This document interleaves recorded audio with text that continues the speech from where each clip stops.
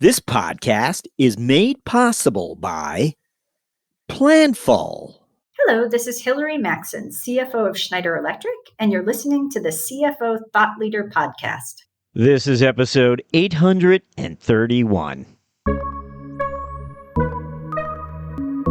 During the pandemic, we went from, $500 million to $1.5 billion really fast. And that pace of growth really strains the organization in general, but it certainly strains a lot of the support functions, and finance is clearly, one of those. And so for me, the priority over the next 12 months is about continuing to mature the finance function and to think about how we can put in place like processes and systems that will set us up to, one, like solve the near-term pain, but two, set us up for the next phase of scaling from here to 5 billion.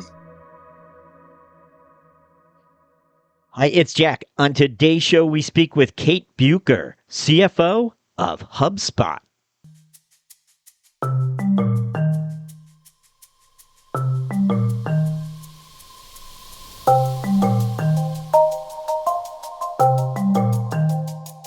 When Kate Bueker left the world of investment banking for a job in corporate finance, she was ready to savor the consistency and congruity a corporate finance career often offers. In the years ahead, Bueker would advance into 9 different finance roles, spanning both product engineering and go-to-market sides of the business. It was that willingness to take on the next challenge, to become a gypsy troubleshooter, that helped Bueker acquire what she refers to as a holistic view of the business, from which she came to appreciate the different personalities and perspectives unique to certain professional corridors, but routinely contribute to the overall success of the business. We enter the finance function with Kate Bueker after this. With so much change around us and your need for increasing agility, you have to equip your team to win, and you have to do it now. Join over 1,300 companies of all sizes using Planful to help plan and execute with greater confidence. Planful integrates your critical financial processes to serve the data you need, insights you demand, and the answers necessary to manage your business optimally. Planful lets you plan better, close faster, and report more accurately. And Planful's not just for finance and accounting. It's for the entire business to plan, collaborate, and drive increased financial performance. Take full control of how you administer and manage all of your financial processes and data. And put finance first collaboration at the heart of every decision. When finance is a team sport, you can be a champion. With Planful, you'll be a champion of finance. Get in the game by going to planful.com to learn more.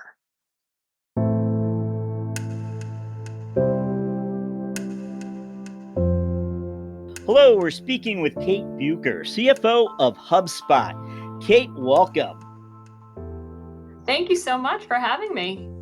So we've been looking forward to catching up with you, Kate, and we're going to always begin with this question, and love posing it to executives like yourself who have some really deep finance roots.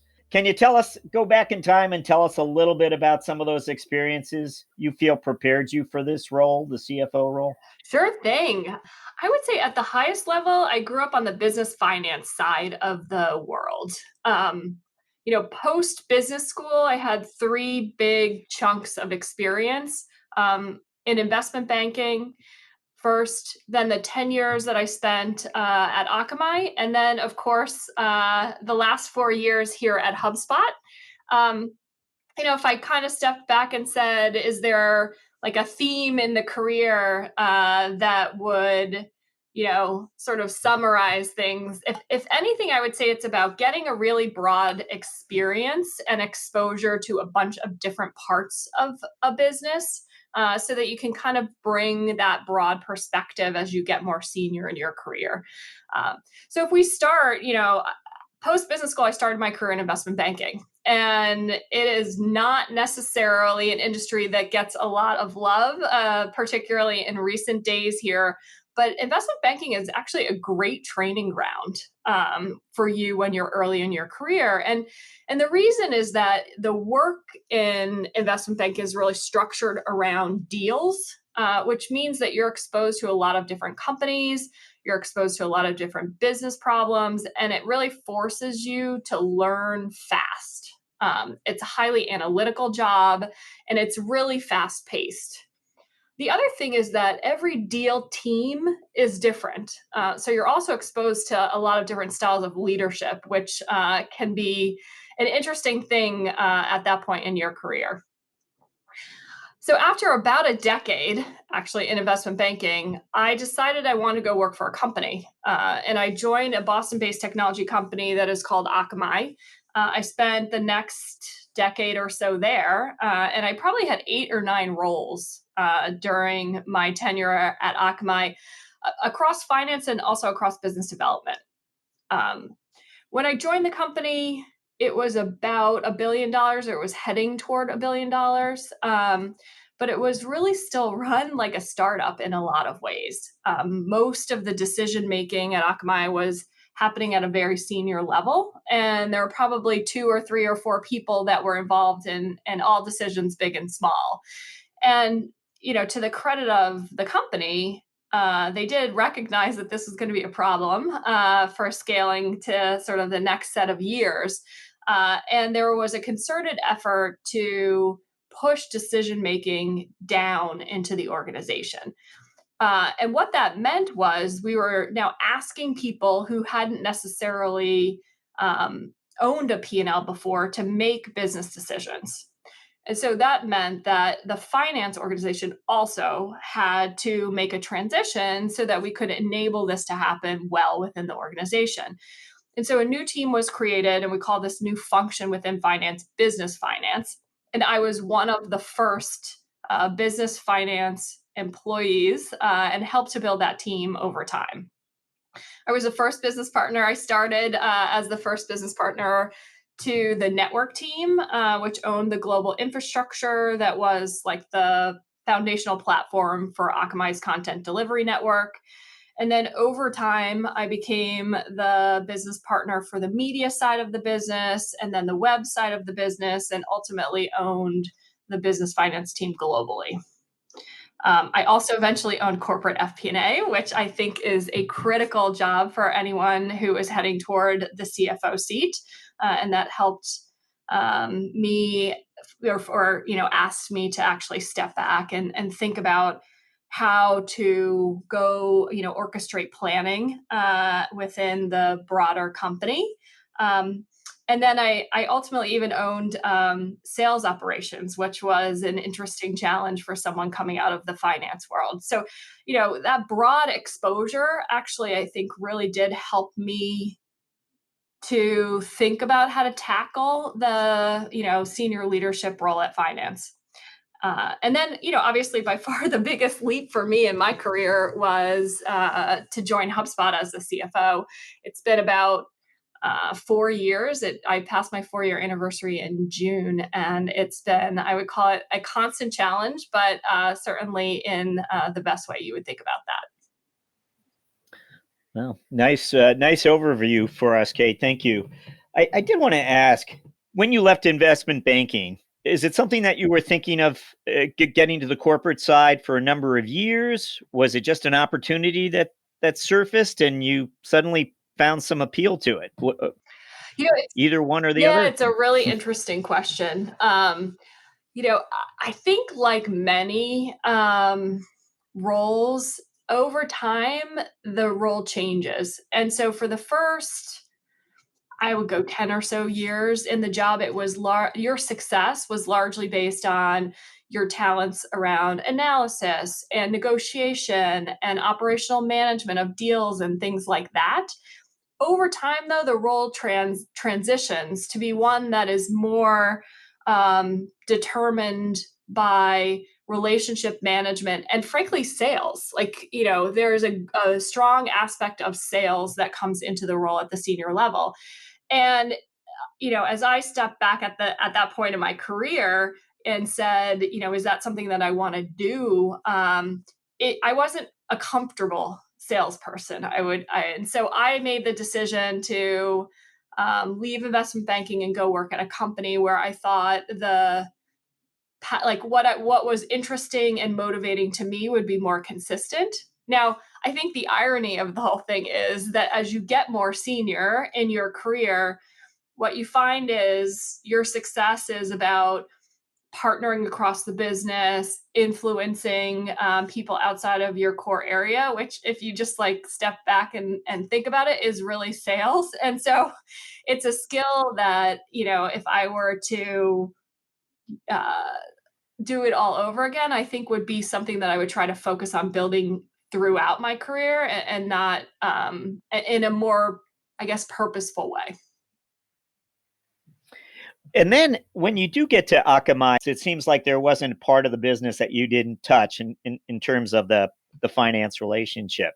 11 career years you invested there, but every step of the way, it seems like you're involved in some new aspect of the business. Or It was fair. I think that, as my responsibility grew, I also got exposure to different parts of the business. I started supporting the network team, and then really more on the product side of the business, and then, ultimately into the go to market. And I do think it's important to have the exposure to both the product and engineering side of the business and the go to market side of the business, because what makes those parts of the organization successful is a bit different. And the personalities and perspectives are a bit different. So I thought that having that like holistic view at the end of the day was a valuable thing for me.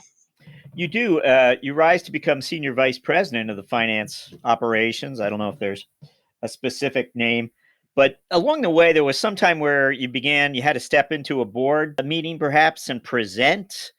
Maybe you became more frequent presenter. I don't know, but can you tell us about how sort of that was perhaps a milestone for you? Often it is. I would assume it might be for you. Presentation skills and communication just are such a critical aspect of success over time in almost any sort of career. In terms of presentation as a finance leader to the board and to, company leadership, I think that I've always taken the approach of leading with data and presenting in a way that is tangible and data based. And I think that's effective for a finance leader because it takes the emotion out of it.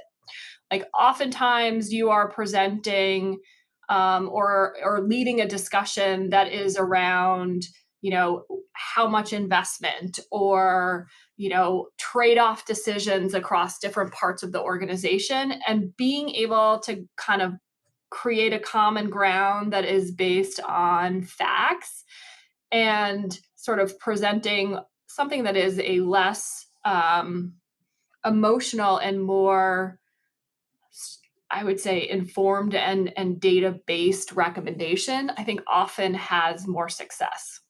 Just curious then, and at the end of your sort of journey to the CFO office, was there a recruiter involved, or how did relationship, or how did you ultimately find your way to HubSpot? It's funny. I do think that connections you make along the way often are, a big part of your story. I was hired at Akamai by the CFO at the time, whose name was JD Sherman. He left Akamai and joined HubSpot relatively early in my time at HubSpot. I'm sorry, my time at Akamai. But we stayed connected, and as HubSpot was looking for a new CFO, JD and I engaged, and that's frankly how I found the opportunity. And on one other question here, just in regards to, again, you were there quite some time. We know that there were other times that you were probably approached by recruiters, and it was no, not for me, not right time, whatever it might have been. What was it that allowed you to finally say yes? I think that is a really good question because I think in today's environment, people are often faced with this question, right? Um, there's an external opportunity, and how do I think about it, relative to the opportunity that I have, in my current role. And, one of the reasons that I stayed at Akamai so long was because there was always something new that I was learning. You talked about like it feels like you were all over the place here. And I think that is true. I had a lot of opportunity to learn a lot of different parts of the business.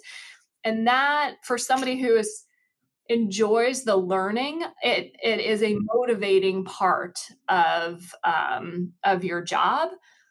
I think making a decision to leave is a challenging one. I think you build a lot of relationships internally. You build a lot of knowledge internally, and there's a bigger risk in making a leap outside of the company. And I think sometimes in really hot markets, you think like there's only better things out there. There's always going to be trade-offs in any job. And I think that for me, it's always about, can I learn something new? Is there an opportunity to continue to grow? And if the answer to that is yes, where I am, I'm like 90% of the time going to choose to stay. Okay. Well, we might have a few more career-related questions for you a little later during the mentoring round. But right now, we'd like to ask you about HubSpot. Most of us probably know of HubSpot. We think we know something about it, but can you tell us what's setting HubSpot apart today? What is this business about today? Yeah. So I think maybe take a step back and say, like, what is HubSpot? HubSpot is a CRM platform for small and mid-sized companies. And what that means is we have a core set of software across, marketing, sales, and customer service that help small and mid-sized companies build and run their front office. And if you think about those, sized companies, one of the things that they are faced with more than large enterprises is that is a stretch of resources, right? And so what they want is a software that is really easy to use, really easy to get started with, really easy to buy. And that's what HubSpot is. Like the choices for our customers are typically twofold. One, they can go out and buy a bunch of small point solutions to solve very specific business needs, and they have to put it all together and try to run their business. The other thing that they can do typically is go out and buy a big, hunky, chunky software that is meant for the enterprise and try to implement it in their business. And it's typically takes a long time and it's very expensive and it's hard to get started on.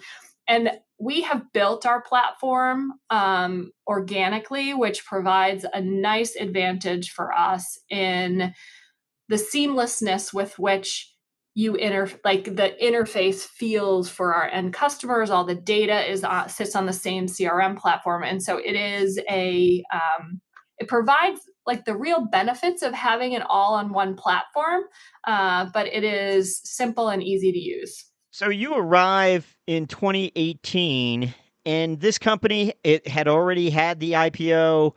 It is really about to open a new chapter of growth. Yeah, so I arrived in June of 2018, and the company was about $500 million of revenue that year. So can you tell us what was your priorities as you arrive? Later, we're going to ask you about your future-looking priorities today, but back then, what were your priorities? What is it that you were looking to achieve? Yeah, I guess, it, maybe it sounds simplistic, But as I think about what it means to be like good or great in finance, I think what makes a finance team great is that they are frankly an enabler of the business, a positive, proactive enabler of the business versus like a gatekeeper or a blocker to the business success. And so to me, there's like two foundational components to that. One, there's the core that you have to do, which is you need to make sure that you are in a position to report financial results on a timely basis that are, obviously highly accurate. But the other thing is that you want the function to be partnering with the business so that as the company overall is making strategic decisions, they're doing it in a thoughtful way. And so there's this translation of business into financial results and financial impact that I think is a really critical role for a good finance team to play. Okay.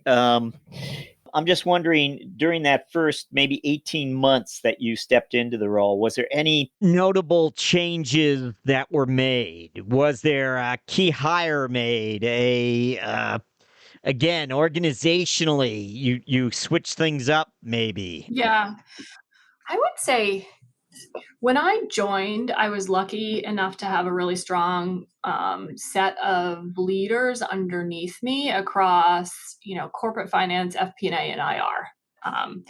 And so the challenge for us has not necessarily been like, how do I, build something that was broken or from scratch? I think it's been about how do we continue to mature the finance function as HubSpot has grown. And HubSpot has grown significantly over the last 4 years. It has become much more complicated.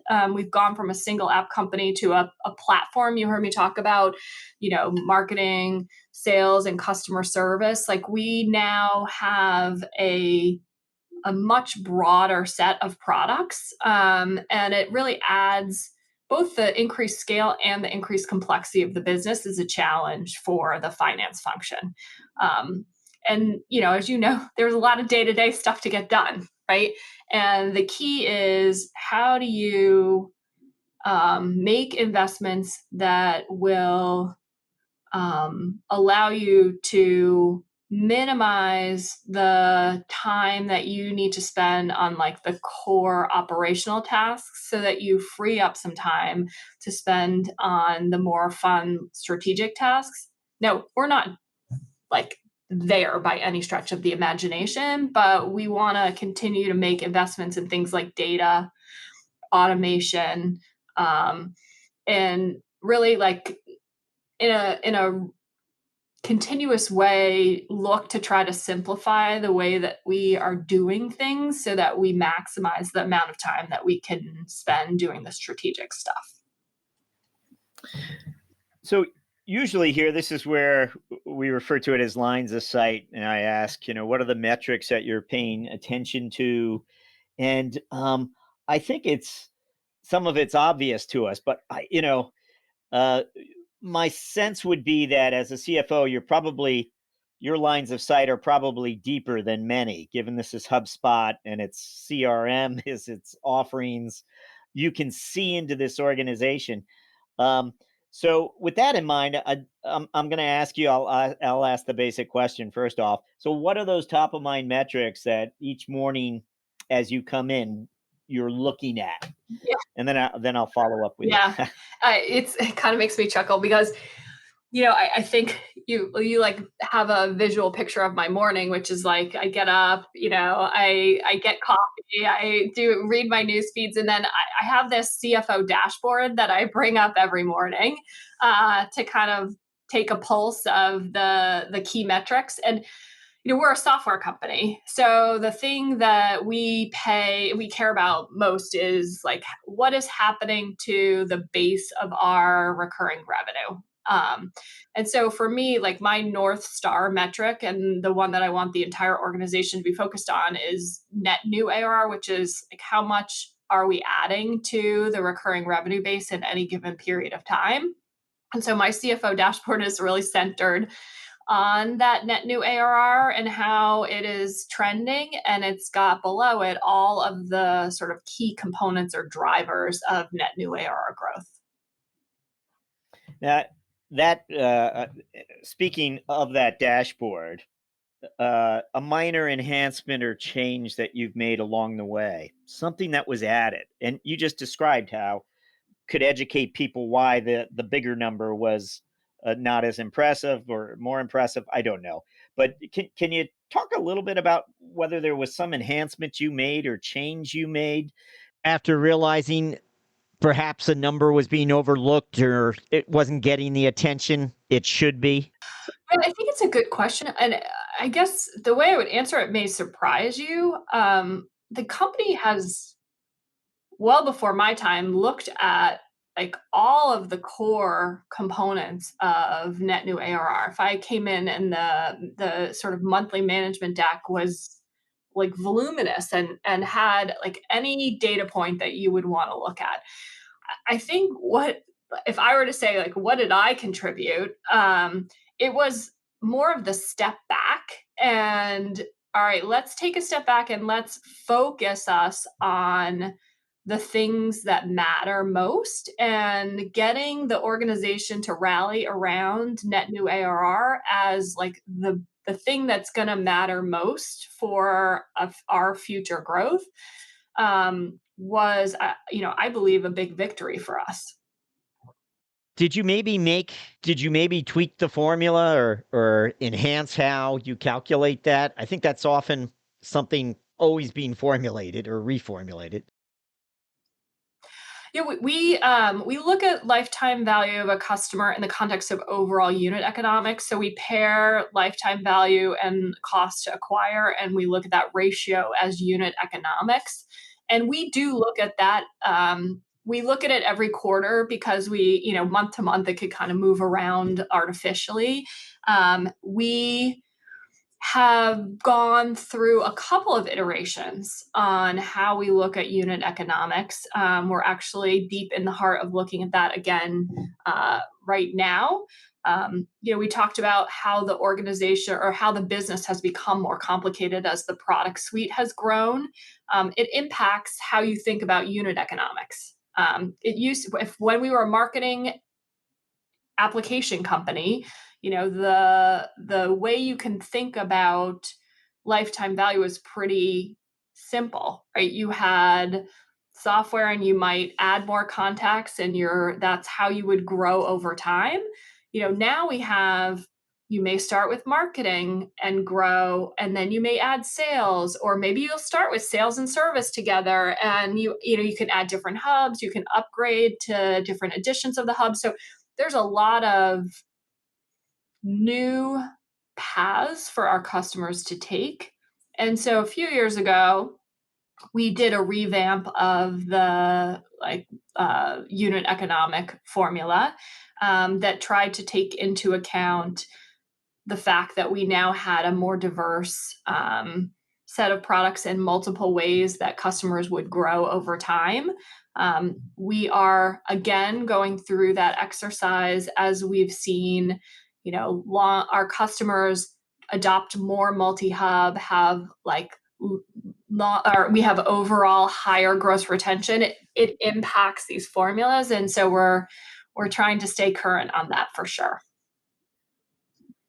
Now, with the portfolio having multiple products now, is your finance team being deployed differently? Are you dedicating specific FP&A folks perhaps to the different products, or how do you deploy your team? Yeah, I mean, at the core of it, we are a platform company. So we look certainly at the performance of each of the hubs, but we judge the performance of the company based on the overall results.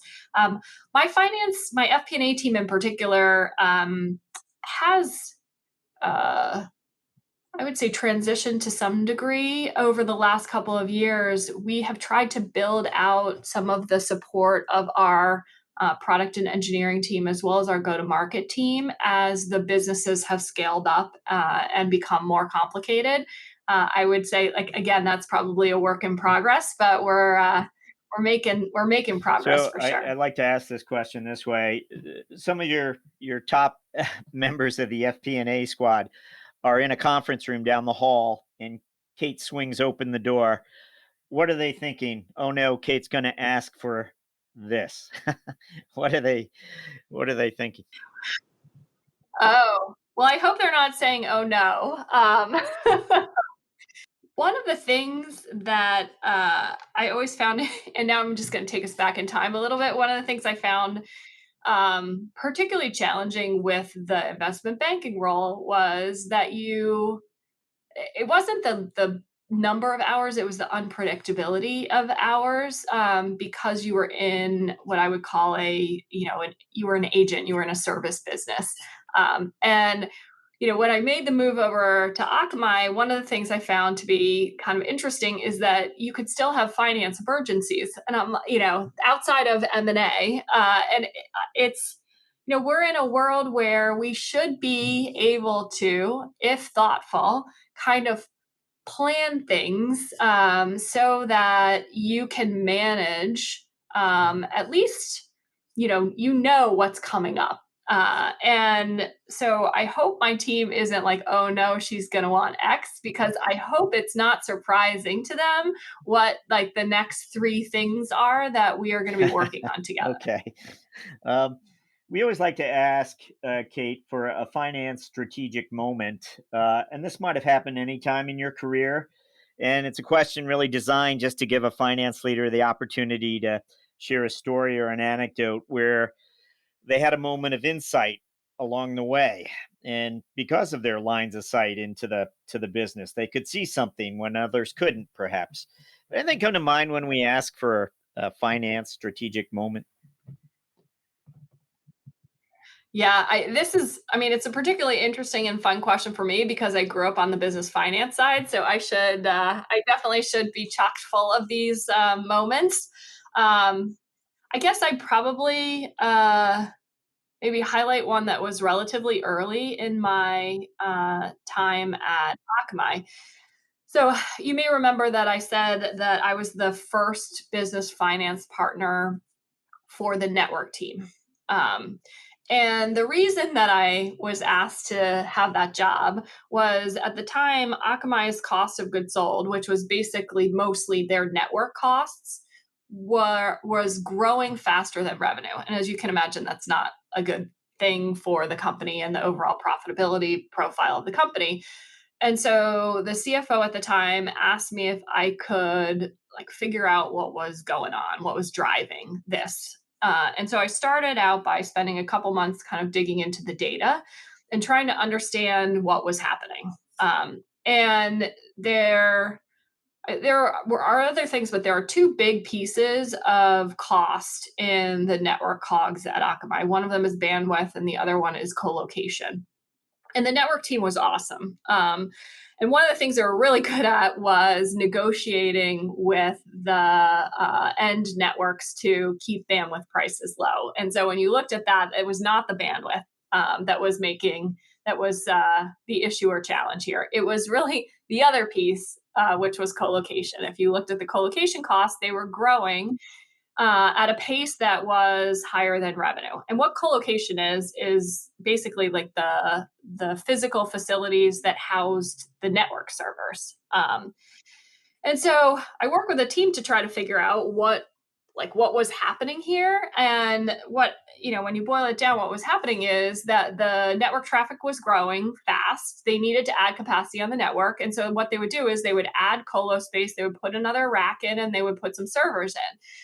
But what happened over time was that you had lots and lots of racks that were half full or a quarter full, and there was a lot of, call it, wasted space. And so we worked together on an operational change that would basically rebuild the existing colo facilities and free up capacity from within the space you were already paying for.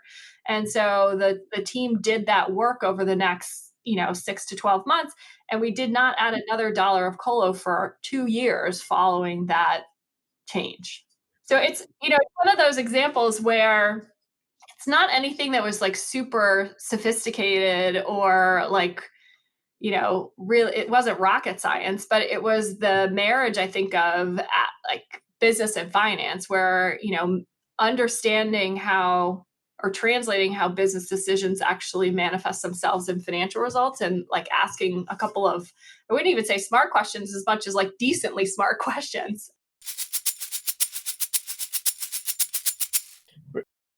Hey, it's Jack. I hope you're enjoying our talk with CFO Kate Bueker of HubSpot. It was near the beginning of our discussion. You may have heard Kate use the expression, "if I had to do over again." Now, there's an attention-getting phrase. She had just mentioned to us that she never felt comfortable as a salesperson, and that if she had things to do over again, she might look at the sales skill set in a different light, or rather, how one acquires a sales skill set. My sense is she's saying, hey, there's parts of the business you're just going to be more comfortable with than others. But rather than say, hey, not for me, and draw a line, maybe there's something more you can take away here. Perhaps as you advance in your career, you're going to find that those takeaways are suddenly more valuable to you as you adopt a more holistic view of the business. We now return with CFO Kate Bueker.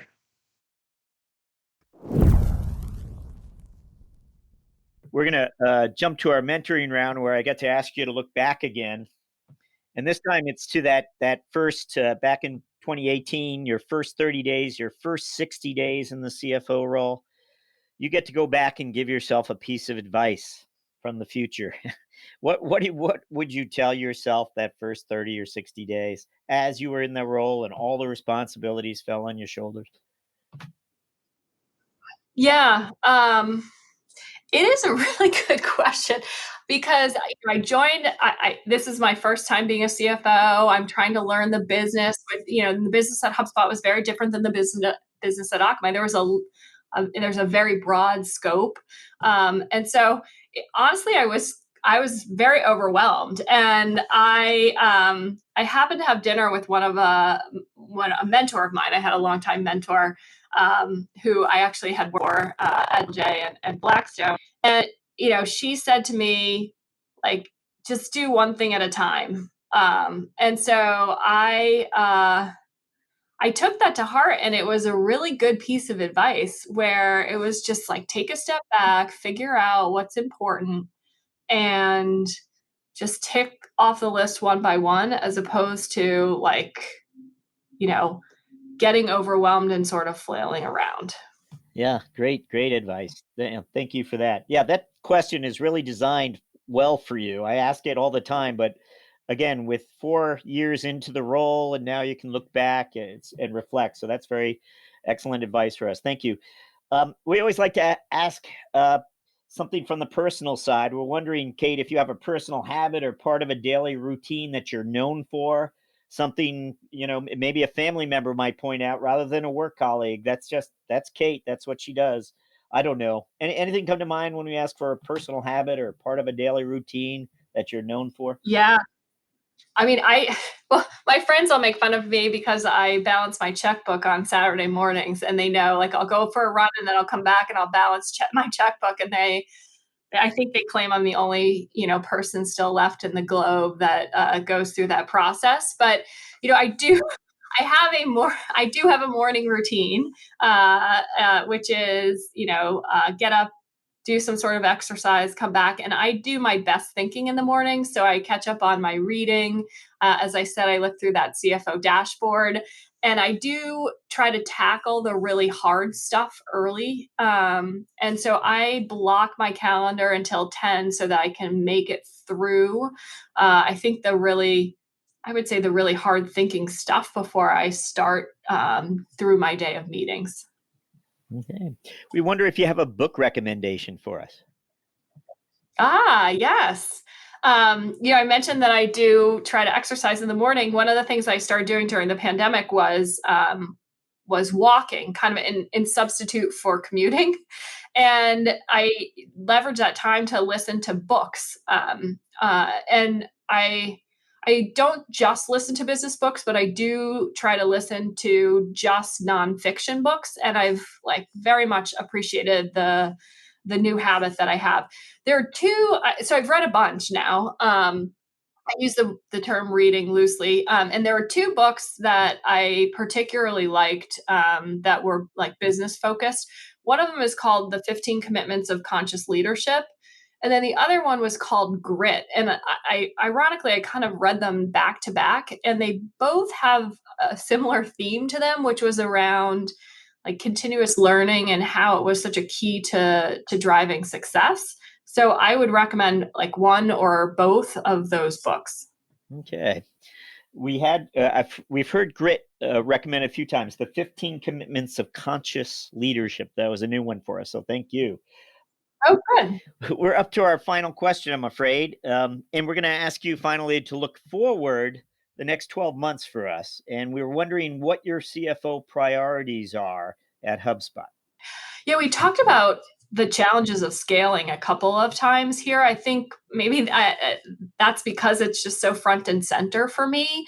During the pandemic, we went from, $500 million to $1.5 billion really fast. And that pace of growth really strains the organization in general, but it certainly strains a lot of the support functions, and finance is clearly, one of those. And so for me, the priority over the next 12 months is about continuing to mature the finance function and to think about how we can put in place like processes and systems that will set us up to, one, like solve the near-term pain, but two, set us up for the next phase of scaling from here to 5 billion. Kate Bueker, thank you for joining us on CFO Thought Leader. Thank you so much.